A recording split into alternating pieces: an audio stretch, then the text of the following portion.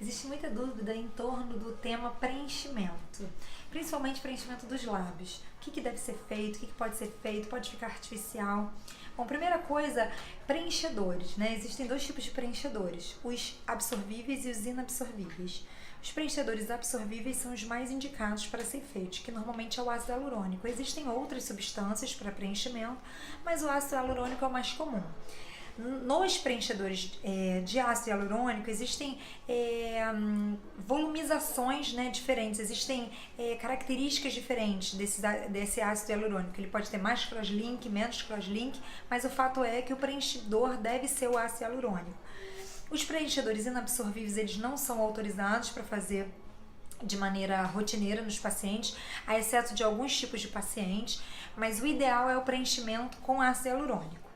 Quanto ao preenchimento da boca, ele é muito indicado. Pacientes que têm lábios poucos volumosos, eles podem sim colocar preenchimento na boca, devem colocar, né, se essa é a vontade, mas existem alguns critérios para a gente dosar até quando isso pode ser feito, até quanto isso pode ser feito.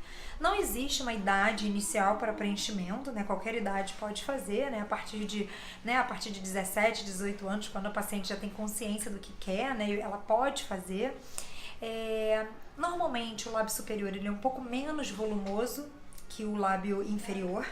O lábio inferior geralmente é mais volumoso, mas existem algumas pacientes que pedem para que isso não seja feito, que pedem para que o volume do superior seja igual ao inferior. Isso depende muito das características da face da paciente. Um exemplo que todo mundo me pergunta, né? O exemplo de tal atriz, de tal atriz, a Luísa Sonza, que é uma cantora que recentemente ela declarou que colocou preenchimento.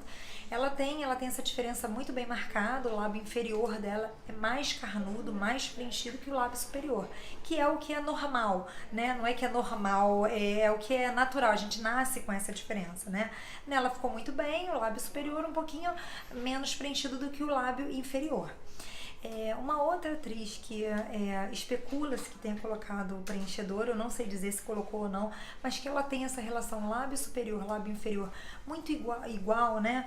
É a Cleo Pires. Ela realmente tem o lábio superior dela, é muito parecido com o volume do lábio inferior, que nela fica muito bem. Ela tem traços bem marcantes, ela tem um rosto bem marcado, e o lábio superior dela é muito parecido com o volume do inferior. E nela não fica fora dos padrões, fica muito bem colocado, né?